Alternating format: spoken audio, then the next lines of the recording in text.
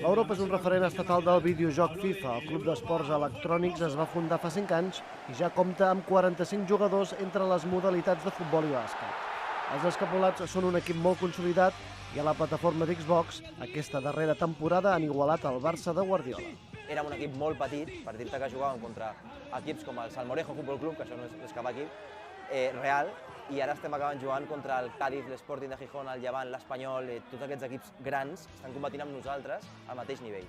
I amb aquest equip s'ha aconseguit aquesta temporada fer una fita històrica i mai assolida en aquesta modalitat, que és a nivell nacional, a nivell del marc espanyol, per així dir-ho, guanyar els 6 títols de la temporada, que són la BCO, aquesta lliga, la Copa de la BCO, que vindria a ser una Copa del Rei, però aquesta lliga, la BPG i la BPL, que són altres lligues menors però també importants, i la Copa BPL, que és una altra copa, rotllo Copa del Rei, i la Supercopa de Catalunya, que li vam guanyar al Nàstic, que fins l'any passat era el millor equip a Lliga Nacional, que ja ho som nosaltres.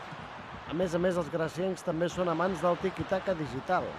El nostre joc, de fet, a l'Europa sempre intentem apostar pel joc de tot, en un món on la gent normalment es sol aprofitar de posar davanters de 2 metres i penjar pilotes.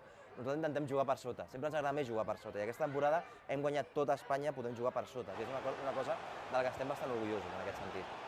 La modalitat en què l'Europa juga els partits del FIFA és la de pro clubs, cadascú des de casa seva, però cal organitzar-se bé. Mentre al FIFA normal tu jugues un jugador contra un altre jugador, és a dir, jo amb un bando contra un altre bando, en aquesta modalitat juguem 11 contra 11. És a dir, 11 jugadors contra altres 11 jugadors, i cadascú és una posició al camp. Pot ser el defensa central, el porter, el davanter, el mig centre, i aquí ens organitzem com si fos un equip real. Hi ha un jugador, que és el capità, que dona les ordres al camp, i els altres també, cadascú mou el seu personatge. Sempre que poden intenten que els jugadors siguin catalans i així poder veure's encadades al Nou Sardenya, però no sempre és així, i això fa que hi hagi un exèrcit d'escapulats arreu de l'estat. Som 11 persones a un equip, que cadascú està a casa seva, i les altres 11 persones també a casa seva. A l'Europa, per exemple, es dona la particularitat que Xbox, a l'equip on hem estat campions a tot Espanya aquest any, som gairebé quasi tots andalusos, hi ha valencians, d'Alacant, hi ha un gallec també, llavors juguem des de tot Espanya a la vegada. Per créixer encara més necessiten diners i de moment no poden competir amb pressupostos més alts. De fet, cada final de temporada toca dir adéu a algun crac. Com a club pedrera que som, a final de temporada, quan un jugador fa una bona temporada, aquest jugador marxa, perquè li ofereixen no grans quantitats de diners ni res d'això, no? Però un projecte més professional, dintre dels paràmetres que pot oferir un Osasuna, per exemple, un Llevant. Per la resta, el futbol virtual és el mateix que el digital, però amb un comandament.